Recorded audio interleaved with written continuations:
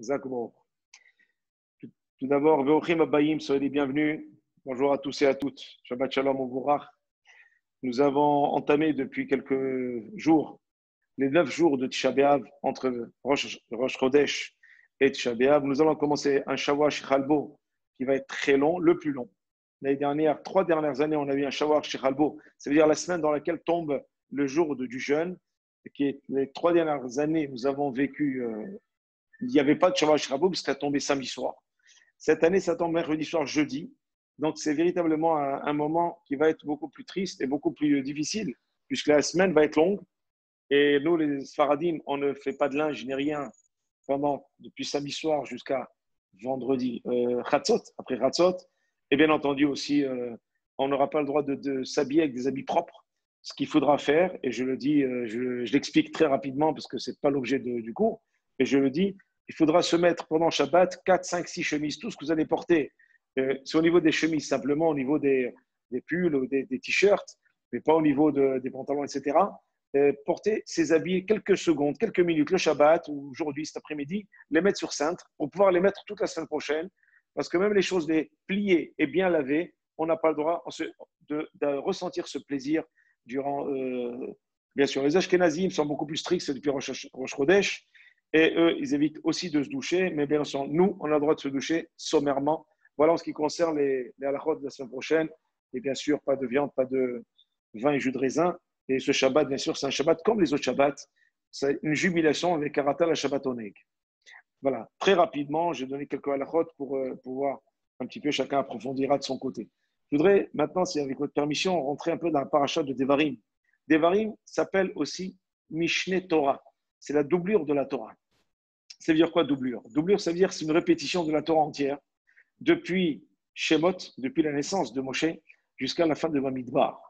Et ce n'est pas pour rien d'ailleurs qu'on termine Bamidbar avec le partage de Eretz Israël, des territoires d'Eretz Israël pour toutes les tribus. Et on termine par les dames, bien sûr, honneur aux dames, Aharon, Aharon, Haviv. On termine par les 5 filles de Tzofrat ben Hefer, Mahla, Noah, Mika, etc. pour dire qu'elles avaient droit aussi d'avoir une part dans la terre d'Israël parce qu'il est important, justement, c'est un grand mérite de pouvoir s'installer et pratiquer les mitzvot en Eretz Israël et la Torah d'Israël dans l'Am Israël en Eretz Israël. Ça, il faut le souligner, c'est important. Pour ceux qui ont le mérite déjà, c'est important. Ils doivent réaliser ce mérite qu'ils ont et cette chance. Mais concernant ces mitzvot-là, pourquoi on termine la paracha de Bamidbar, le livre de Bamidbar, par ce genre de message? C'est pour montrer qu'à partir de ce moment-là, Moshe Rabbeinu va leur expliquer, va travailler, va reprocher des choses terribles qui vont servir au peuple d'Israël de se réveiller, ce qu'on appelle ça en hébreu des torahot, c'est-à-dire des reproches masqués, voilés, diplomatiques, bien envoyés, on va dire, mais bien polis et corrects, mais en même temps durs, pour leur montrer combien il est important de ne jamais lâcher Akadosh Baruch Hu, surtout que maintenant, Moshe Rabbeinu va quitter ce monde et il n'y aura personne pour pouvoir, on va dire, sauver les bénis Israël d'un décret divin. On l'a vu combien de fois Moshe Rabbeinu a prié à Kadosh Baruch Hu pour les sauver de décrets. On le voit dans la Hegel, on voit à Mara, on voit pour l'Aman avec l'Ekaï, on voit avec les Meragilim, les explorateurs, on le voit avec l'histoire de Bilam ben Meror, avec Balak ben Tzipor. On le voit tellement de moments au Rifidim, lorsqu'il y a eu Amalek qui les a attaqués. On dit que la crainte de Dieu s'est affaiblie. Le doute s'est installé, puisque la valeur numérique de Safek, qui veut dire doute, c'est la même valeur numérique que Amalek. Donc on voit que Moshe Rabbeinu est monté 3 fois 40 jours et 40 nuits au ciel pour prier pour l'Armée Israël. Mais maintenant, aujourd'hui, voyant que sa fin est proche, voilà qu'il va prendre la parole pour leur dire maintenant, je ne serai plus là pour vous sauver. Je ne serai plus là pour être votre avocat, pour prier, supplier à Kadosh Baruch Hu avec mes tripes et mes larmes, pour pouvoir vous sauver et rester et vous octroyer ce pardon. Alors, de grâce, écoutez-moi. C'est-à-dire qu'à travers les Torahot, on voit une peine intérieure de Moshe Rabbeinu, une peine profonde. Et on voit dans ces paroles, vous voyez bien, je l'ai dit au départ dans mon introduction, tout le livre de Devarim, c'est un langage humain, alors que tous les autres livres, c'est un langage divin. Tout ce qu'Hachem dit, c'est dans Bereshit, Shemot, Vaikra, Bamidbar. Hachem dicte, Moshe écrit. Mais là, dans le livre de Devarim, c'est Moshe qui a écrit. Elle est à Devarim, il y a marqué Asher Diber Moshe el Ben Israël. Voici les paroles que Moshe va dire au Ben Israël. Il va prendre l'initiative de dire cela au Ben Israël lui-même. Ça va venir de son sang, de ses tripes, de ses larmes, de son expérience passée pendant 40 années avec le Ram Israël. Il connaît chaque enfant d'Israël comme ses enfants, comme son enfant, et sait comment leur parler, et il sait quelles sont leurs carences, leurs défauts, leurs points faibles. Et c'est pour cela d'ailleurs qu'il est intéressant de souligner que dans tout le livre de Devarim, c'est un livre qui est adressé à chacun de nous, à chacun de vous. Que ce soit en 2020, en 2050, comme en 1930 ou dans les années 500. C'est un livre brûlant d'actualité. Pourquoi? Parce que Moshe Rabbeinu ne s'adresse pas simplement au Bnei Israël. Il s'adresse à tous les enfants d'Israël, quelle que soit la période, quelles que soient les générations. La nôtre surtout. Aujourd'hui, on doit lire le livre de Devarim comme si Moshe nous parle à nous. Il nous parle à nous les yeux dans les yeux. Et d'ailleurs, ce n'est pas pour rien que dans la paracha de Vayeler, la fin de Devarim, il y a marqué Vayeler Moshe. Et voilà que la Rashi pose la question, Vayeler Moshe, mais on ne lui dit pas où il est allé. Il est allé où? Et voilà Moshe. Il a dit Nichnas belev kol am Israël. Nichnas belev shekol ehad ma'am Israël. Il est rentré dans le cœur de chaque enfant d'Israël. Mais ça veut dire quoi, il est rentré dans le cœur de chaque enfant d'Israël? Moshe Rabbeinu ne voulait pas lâcher l'Am Israël tellement il les aimait. Il a dit maintenant, malgré que vous, physiquement, je ne serai plus là, mais spirituellement, je demanderai à Kadosh Baruch Hu cette faveur de rester dans vos cœurs pour pouvoir vous apporter un peu du nahat, un peu d'aide, un peu de mes brachot, et vous accompagner tout au long de votre chemin des générations et des générations. C'est cela, chers amis, Moshe Rabbeinu. Et c'est comme cela qu'on doit lire le livre de Devarim. Il faut le lire avec beaucoup de peine, avec beaucoup de joie aussi, d'avoir eu un avis comme Moshe Rabbeinu, qui nous parle à nous, si petits que nous sommes. Il nous parle. Et voir comment Moshe Rabbeinu, triste de mourir, de partir de ce monde en quittant ses enfants, parce qu'il sait qu'ils vont tomber plus tard. Il sait ce qui va se passer en Eretz Israël, puisque Moshe Rabbeinu, Akadosh Baruch Hu l'a invité à regarder Eretz Israël depuis le mont Nebo. Et Rachid nous dit, il va voir tout ce qui va se passer jusqu'à la venue de Mashiach. Il sait ce qui se passe aujourd'hui, il le sait déjà depuis, avant sa mort. Il sait ce qui va se passer demain, après-demain en Eretz Israël.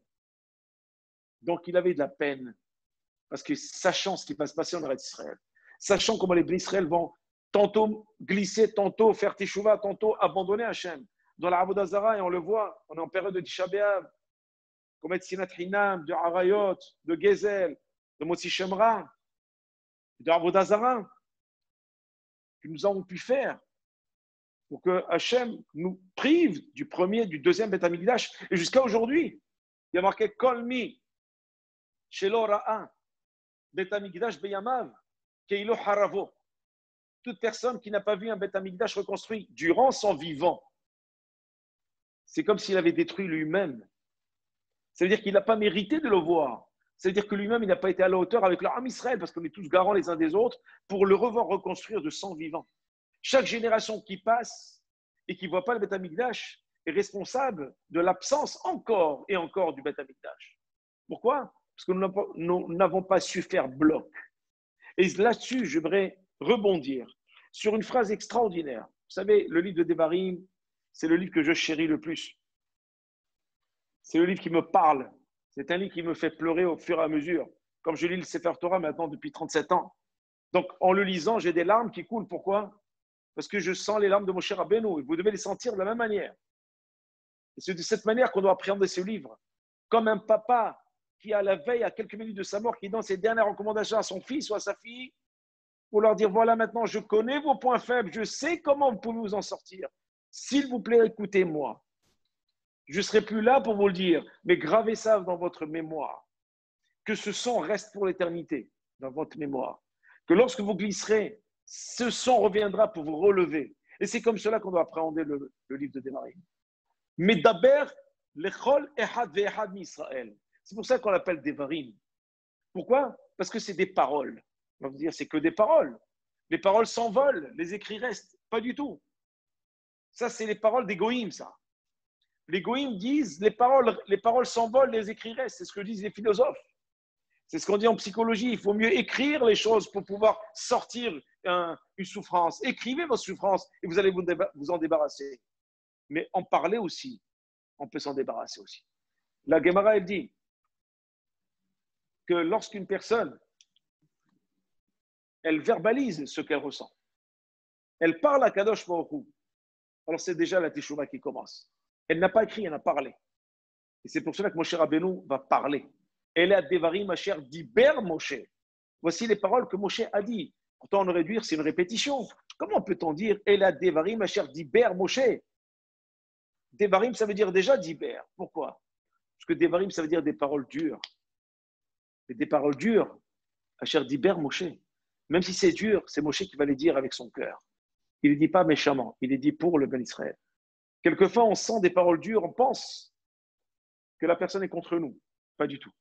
La personne, elle est là pour nous apporter des solutions et nous préparer à son absence, parce qu'on ne sera toujours pas là. Il veut qu'on devienne autonome. Moshe veut que nous devenions indépendants, qu'on puisse en sortir soi-même. Donc pour cela, il va rentrer dans le cœur de chaque enfant d'Israël. Et pour cela, il y a une phrase extraordinaire dans la paracha que Moshe Rabbeinu va dire avec beaucoup de peine. Il va dire la chose suivante. Echa essa levadi torhachem massa'achem verifchem. Comment puis-je? J'ai dit à Hachem, il raconte au Ben Israël, j'ai dit à Hachem, comment puis-je tout seul prendre le poids des tracas, des sarcasmes et des conflits du peuple d'Israël? Ça veut dire quoi? Torhachem, ça veut dire quoi?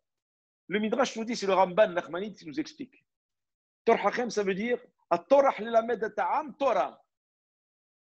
C'est enseigner la Torah à Israël. Qu'est-ce que c'était dur de rentrer un message à Israël?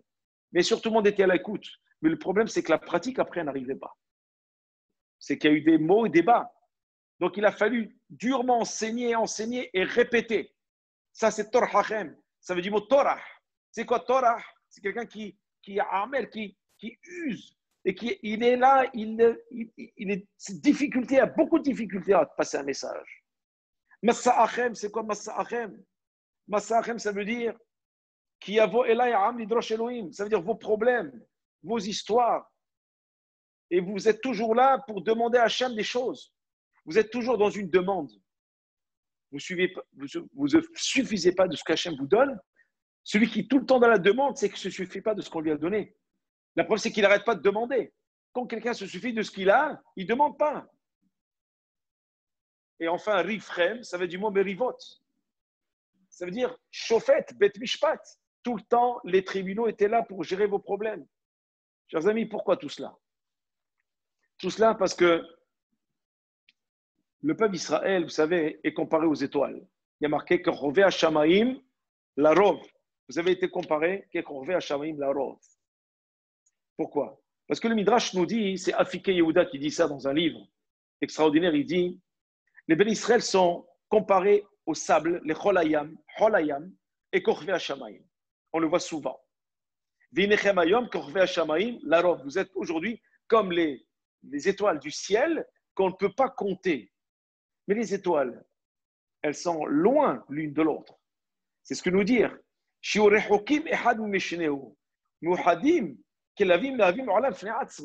Parce que chaque étoile, c'est un monde à part entière. Vous savez qu'une étoile est beaucoup plus grande, des milliers de fois que notre monde, chaque étoile. Mais elles sont à part. Mais tant que vous restez, tant que vous restez plusieurs, mais comme les étoiles, alors je ne peux pas, moi tout seul, supporter vos sarcasmes et vos problèmes. Pourquoi? Parce que chacun va chercher son intérêt personnel. Parce que chacun va être un monde à part. Moi, je suis un monde, donc il faut que tout le monde fasse attention à moi. Je suis un monde à part. Je suis grand, je suis lumineux, je suis plus grand que le monde. Donc il va se prendre plus grand que le monde. Donc ça fait, il y a ce qu'on appelle la ga'ava, cet orgueil, cet ego, qui va faire que nous sommes tous des mondes différents. Alors, à ce moment-là, le Uchal Levadi, c'est Etetren. Pourquoi? Parce que vous êtes toujours, vous êtes trop. Plusieurs, ça veut dire quoi? Ça veut dire chacun un monde comme les étoiles. Par contre, chez Israël, et comme le peuple d'Israël, quand le peuple d'Israël est uni, réuni, alors moi, si tout le monde est réuni, même si on est des dizaines de millions de personnes, je peux gérer le peuple d'une manière beaucoup plus efficace. C'est cela que dit Moshe Rabbeinu. Mishum Shashem Elokechem Yeba Etrem. Parce qu'Akadosh Baruch Hu, il vous a fait nombreux. comme il vous a fait nombreux, donc vous pensez que vous êtes nombreux. Vous pensez que vous êtes un monde à part entière. Mais si on est considéré comme Ishechad Levechad, et non pas la robe, mais Ishechad Levechad, Kim Temerad, ça veut dire que vous êtes vraiment peu, à ce moment-là, je peux vous gérer. Des fois, on peut avoir quelques personnes, mais que chacun est un monde à part entière, on ne peut pas gérer ces gens-là. Parce que chacun se prend pour un monde à part entière et donc est égoïste et égocentrique. Mais même si j'ai 2000 personnes, et ces 2000 personnes ont un même projet, s'aiment, s'unissent, sont respectueux les uns des autres, ils sont considérés comme un seul homme, un seul cœur, sont facilement gérables que si j'ai 10 personnes qui se considèrent comme 10 étoiles montantes. C'est cela, chers amis, ce que Moshe veut dire au peuple d'Israël. Et c'est cela, le Haïnyan, le sujet numéro 1 de notre période de Tisha B'Av. À Tisha B'Av, c'est pas pour rien qu'on lit toujours le parashat Devarim juste avant Tisha B'Av tous les ans. Même si on est Shana Oberet, même si on est une année bissextile, Adar Ve'Adar, ou Adar 1, ou Adar 2, ou un seul Adar, tous les ans, Devarim vient toujours avant la Tisha B'Av. C'est pour ça que Devarim s'appelle Shabbat Hazon. C'est l'Haftara de Hazon et Shahayo ben Amos. Le prophète Isaïe, on en dira 2 mots juste après, à la fin de notre laïus, pour rebondir sur la Haftara qui est extraordinaire. Pourquoi? Parce que le problème, c'est qu'on a besoin d'écouter des Torahot. On a besoin d'écouter des remontrances. Mais Moshe Rabbeinu, malgré tout, il leur dit la chose suivante. Si vous arrivez à véritablement vous considérer vraiment pas pour des étoiles, mais comme une seule étoile, une seule lumière, un seul peuple, à ce moment-là, Yosef alechem kachem elef amim, vi barechetchem kasher diber lachem. Akadosh Baruch Hu vous bénira. Et il vous bénira et vous amènerez aussi ma bracha. Mais pour le moment, et c'est ça le chidouche, chers amis, que je voudrais rajouter. C'est le chidouche que j'ai trouvé fabuleux, je partage avec vous. Nous n'avons toujours pas la bracha d'Hachem aujourd'hui. Vous savez quelle bracha on a aujourd'hui? C'est celle de Moshe Rabbeinu. Pourquoi? Parce qu'on n'est pas encore Bachalom. La Gemara nous dit Lo matzah kadosh baruch hu, c'est marqué dans Sof Oksin. C'est marqué Lo matzah kadosh baruch hu, kli mahazik bracha, et là l'Israël et la shalom. Quel est le réceptacle que Dieu a trouvé pour bénir le peuple d'Israël? C'est la paix et le shalom. Croyez-vous qu'on soit vraiment dans le shalom aujourd'hui? Quand on voit ce qui se passe, les manifestations en Israël ou ailleurs dans les communautés, où chacun veut tirer la couverture vers soi, où chacun veut essayer de se montrer, essayer de tromper l'autre, de mentir, de manquer de respect, du lachon hara, de la haine, toute court, gratuite, ou la recherche des honneurs, la recherche du pouvoir. Tout cela, chers amis, Moshe Rabbeinu leur dit, moi, la baraka, Kadosh Baruch Hu m'a béni 3 fois. Cette baraka que j'ai eue, c'est une baraka qui va rester là pour l'éternité. Et je vais vous donner cette baraka en attendant que vous soyez dans le shalom à ce moment-là. Yosef alechem kachem elef pe'amim. Vibarech etchem kasher diber lachem. À ce moment-là, il vous bénira comme Hachem vous l'a promis. Mais pour le moment, la Gemara nous dit dans Oksin, elle nous dit, tant que vous n'êtes pas dans le shalom, Kadosh Baruch Hu ne vous bénit pas, vous n'aurez que ma bracha, moi, Moshe Rabbeinu. Elle vous suffira. Mais si vous êtes dans le shalom, vous allez voir ce qu'est une bracha vraiment. C'est celle d'Akadosh Baruch Hu. Et vous verrez que ça n'a rien à voir avec la mienne. Et vous pouvez en profiter que si vous êtes dans le shalom. C'est-à-dire que, mes chers amis, jusqu'à maintenant, à un moment précis, on a eu la bracha d'Akadosh Baruch Hu. Le temps de Shlomo Amelech, le temps de David Amelech, pendant le temps des tzadikim, pendant des périodes, et après on l'a perdu. On est revenu à la bracha de Moshe. Mais si on était vraiment dans le shalom, comme au temps de Shlomo Amelech, vous imaginez quelle vie on aurait eu aujourd'hui? On aurait eu le Beth Amikdash avec la prestance et l'ambiance et la grandeur d'un Shlomo Amelech qui serait aujourd'hui notre roi. Reconnu dans le monde entier, et le peuple d'Israël reconnu, avec des légions, des armées de toutes les nations qui viendront défendre et protéger leur âme Israël, le Beth Amikdash, pour qu'ils puissent continuer à servir Hachem, sachant que c'est grâce à ce service que toutes les nations sont protégées. Est-ce que nous en sommes là? Voilà ce que Moshe veut dire au peuple d'Israël. C'est un chidouche extraordinaire, ça. Jusqu'à aujourd'hui, Moshe leur dit, vous n'avez pas la bracha d'Akadosh Baruch Hu. Pour le moment, vous l'avez, on est dans le désert, vous avez toute la bracha. Vous avez la manne, vous avez l'eau, les ananim, les nuées. Vous avez jamais pris une douche en 40 ans, vous êtes propre. Les habits n'ont jamais été salis, les chaussures n'ont jamais été usées. Vous avez que des nissim niflot. Ça, c'est la bracha d'Akadosh Baruch Hu. Imaginez si on a la même bracha aujourd'hui. C'est à une condition. Mahazik Baracha, l'Israël est la Shalom. C'est ce que dit le Midrash. Bizman shi Israël shomrim ala Shalom benehem. Yichola Baracha lahol alehem. Si les bénis Israël gardent, protègent le Shalom entre eux, se respectent entre eux, alors la Baracha, elle agira sur eux. Les Fichach Amar Moshe Rabbeinu. C'est pour ça que Moshe Rabbeinu, qu'est-ce qu'il leur a dit? Jusqu'à maintenant, la Baracha que vous avez, Zo Michelihi. La Baracha que vous avez, c'est celle que je vous offre, moi. Micheli. C'est la Baracha que j'ai eue d'Akadosh Baruch Hu. Je vous donne des doses homéopathiques de cette Baracha. Alors imaginez, si vous recevez la dose d'Akadosh Baruch Hu, qu'est-ce que ça va être comme Baracha? Je n'ose même pas imaginer dans quel bonheur on sera aujourd'hui. Je n'ose même pas imaginer. Personne ne pourrait sourciller devant l'âme Israël de tous nos ennemis. Même pas nous regarder dans les yeux. Nous n'en sommes pas là. Il a dit, Bracha muktsevet zu, ani noten lachem kayom. Je vous donne une baracha qui a une limite parce que je suis un homme. Mais si Hachem vous bénit, c'est une baracha qui est infinie, elle n'a pas de limite, la baracha d'Akadosh Baruch Hu. Et on le voit, la Birkat Kohanim, elle le dit. Et c'est pour cela que l'attribut d'Hachem, un des attributs d'Hachem s'appelle Shalom. C'est pour cela que, chers amis, Moshe Rabbeinu, il travaille là-dessus. Le premier paracha, il leur parle du Shalom entre l'âme Israël. Parce que la source de tous les maux du peuple d'Israël, MAUX, les maux, les problèmes, vient de la discorde. Et ça, Echa et Salevadi, Torhachem, Massa'achem, Verivchem. Torhachem, c'est vos ennuis. Vous n'êtes jamais contents. Massa'achem, vos lourdeurs. Facilitez-vous la vie, Hachem facilite la vie, arrêtez de chercher des histoires. Verivchem et les querelles en permanence. Aujourd'hui, malheureusement, nous avons ces trois cas qui sont là. Comment voulez-vous qu'Akadosh Baruch Hu nous donne la bracha qui est marquée à la fin de la première montée de Devarim? Adonai Elo Avotrem, Yosef Alechem, Kachem Elef Amim, Vibarechem, Kacher Diber Lachem. C'est une phrase extraordinaire. C'est une bracha extraordinaire. Mais est-ce que nous la méritons? Elle n'est toujours pas. Elle est arrivée à un moment de l'histoire lorsque le peuple Israël l'a mérité.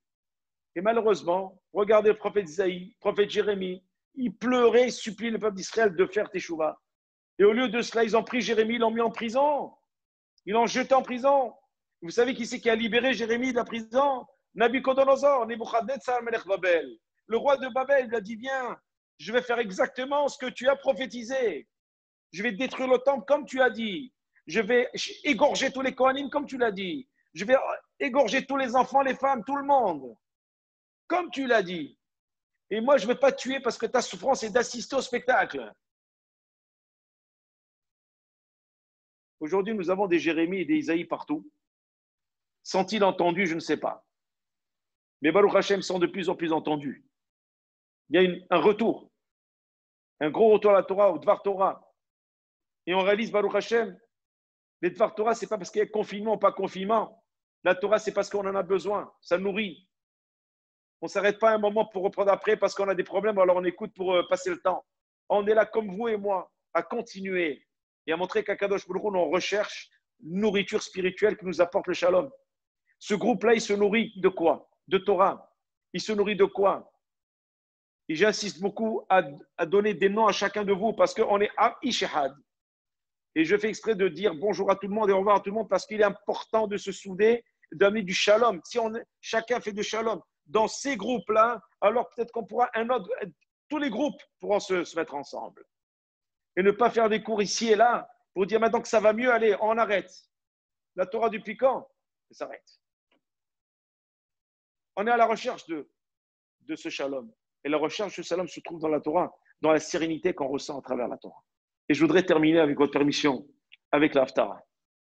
On ne peut pas ne pas parler d'Haftara. Excusez-moi, c'est vrai que le message aujourd'hui il est un peu triste, mais c'est un peu la période. Ceci étant, une petite parenthèse, on n'a pas le droit de s'attrister ce Shabbat. Assour. Mais karata la Shabbat oneg, j'insiste bien. On chante, mange de la viande, boit du vin, s'habille bien.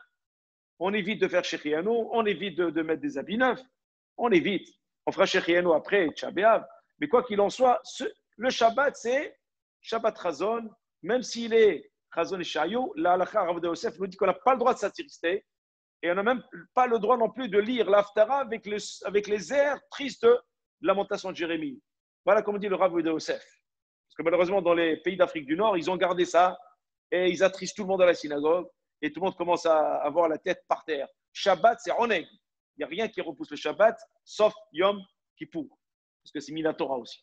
Je reviens maintenant, je ferme la parenthèse, je reviens à notre Haftara. Il y a marqué une phrase qui me parle. Je n'ai pas la prétention de vous apprendre quelque chose, mais en tous les cas, moi, quand je parle, je m'apprends à moi-même le premier. Je m'écoute le premier. Il y a marqué, et ça m'a beaucoup marqué, Yada shor konehu vahamor avus be'alav. Ça veut dire le shor, le taureau, il connaît son maître. Et l'âne, il est sous les ordres et les recommandations de son maître. Et ce que nous dit ensuite, mais vous, le Ham Israël, vous avez oublié votre maître. L'animal, il n'a pas oublié la reconnaissance qu'il doit avoir vis-à-vis de son maître. Mais le Ham Israël l'a oublié. C'est Isaïe. Sachez qu'Isaïe a des mots extrêmement durs. Isaïe et Jérémie, ce sont deux prophètes qui ont souffert énormément. D'ailleurs, sachez que Jérémie, c'est un livre de 52 chapitres. Jérémie, il vient d'un endroit qui s'appelle Anatot. C'est un Kohen, c'est une ville de Kohanim. Un Kohen ne peut pas être Navi, mais ça a été l'exception. C'est sur l'ordre d'Akadosh Baruch qu'il est devenu prophète. Et il n'a pas voulu être prophète, c'est Hachem, il a obligé à l'être. Toute sa vie, ça a été souffrance. Pourquoi? Parce qu'il devait transmettre des mots, un message triste. Alors que Yehezkiel, celui qui est venu juste après lui, c'était un message d'espoir. C'est celui qui est allé à Babel avec les Béné Israël et qui va leur annoncer qu'il va y avoir construction du deuxième. Donc ça n'a rien à voir. Lui, il a vécu mieux. D'ailleurs, on dit que Jérémie, on ne sait même pas où il est mort. On pense qu'il est décédé en Syrie. On pense. Et on dit qu'il est devenu dépressif à la fin de sa vie, après tout ce qu'il a vu, et tout ce qu'il a enduré, et tout ce qu'il a fait pour l'armée Israël face Teshuvah, et qui n'a pas été entendu. Mais Hachem lui a dit, fais ta mission, et je te demande de la faire, et toi, tu n'as pas à prendre la responsabilité s'ils font ou ne font pas le Béné Israël. Toi, tout ce que tu as à dire, c'est ce que je te demande de dire. Maintenant, on rappelle dans la Gemara, quelque chose d'extraordinaire. Il y a marqué dans la Gemara de Jérusalem, du Yerushalmi, il y a marqué Missoupar, le rapport sur Rabbi Yohanan ben Bartota. Il s'appelait Rabbi Yohanan. On l'appelle Ben Bartota. Bartota, c'est un taureau. Il dit, comment c'est un taureau? Parce que lui, Rabbi Yohanan, il n'avait pas d'argent. Il avait un taureau avec lequel il travaillait son champ. Il n'a payé pas d'argent. Il a vendu le taureau à un goy. Et voilà que le goy, il prend le taureau. Très bien. La semaine d'après, il vient le goy voir Rabbi Yohanan et dit, Rabbi Yohanan, c'est quoi ce que tu m'as vendu? Voilà, toute la semaine, j'ai travaillé. Le samedi, je voulais travailler avec. Il n'a pas voulu bouger ton taureau. Alors, il a dit, j'ai compris. Il est allé voir le taureau, il lui a parlé dans l'oreille. Rabbi Yohanan, il lui a dit, tu peux travailler Shabbat parce que tu n'appartiens plus à un juif. Et à partir de ce moment-là, le taureau a commencé à travailler Shabbat avec le goy qui était devenu son maître. Yada Shor Poneu. Le taureau, il sait qui l'a acheté. Celui qui a acquis, l'acquéreur, il connaît. Il suit ses préceptes. Et on raconte sur une autre histoire encore. C'est pour ça qu'on l'appelle Rabbi Yohanan, fils de Bartota, fils du taureau, parce que c'est l'histoire du taureau qu'il a eu. Il y a une autre histoire encore sur Eliyahu Navi. Lorsqu'il y avait les Névi à Baal, les prophètes de Baal, il leur a dit, moi j'amène un korban, vous amenez un korban. Si le feu vient du ciel, c'est que s'il vient chez moi, dans mon korban, dans mon sacrifice, c'est que c'est mon Dieu qui est vrai. S'il vient chez vous et pas chez moi, c'est que votre Dieu est vrai. Votre Avodah Zarah est vrai. Et ils ont pris 2 taureaux. Un pour Eliyahu Navi, un pour Avodah Zarah, pour l'idolâtrie. Mais le taureau de Avodah Zarah, il ne voulait pas aller là-bas. Il m'a dit, je ne veux pas aller, j'ai envie d'être sacrifié pour Hachem. Eliyahu Navi lui a parlé dans l'oreille pour dire, vas-y, c'est pour Kiddush Hachem que tu vas faire ça. Tu vas sanctifier le nom de Dieu. Parce que tu verras que le feu de Avodah Zarah ne descendra pas. C'est mon feu qui descendra pour brûler le korban, pour montrer que ce Hachem Emet, Vetorato Torah Temet. Et le taureau s'est exécuté. Et on connaît aussi encore une dernière histoire, il y en a d'autres, mais je m'arrêterai sur la 3e. Dans la Gemara, toujours, on raconte Rabbi Pinhas ben Yair, qui avait un hamor, un âne, il a vendu. Mais l'autre, il lui donnait à manger, le goy. Il ne voulait pas manger. Pourquoi? Il a dit, je sais pourquoi il ne veut pas manger.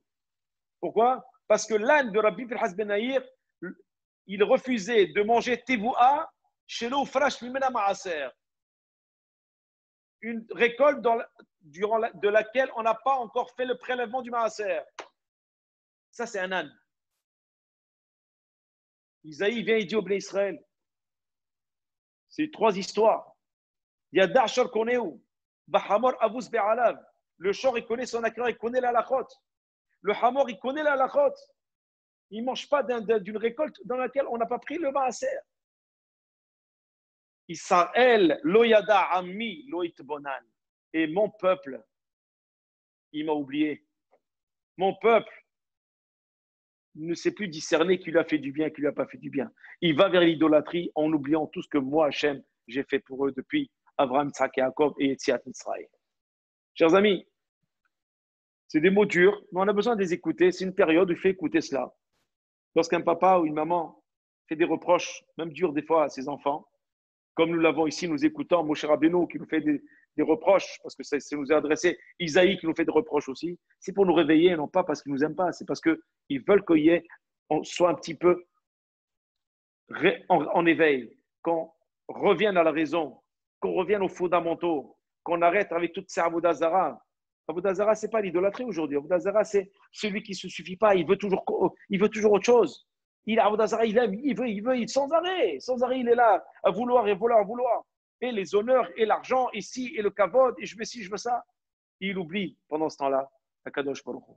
Voilà ce que Moshe Rabbeinu et Isaïe veulent nous transmettre aujourd'hui, en cette veille de Shavua Shehalbo Tisha B'Av, cette semaine dans laquelle va tomber le jeûne Tisha B'Av.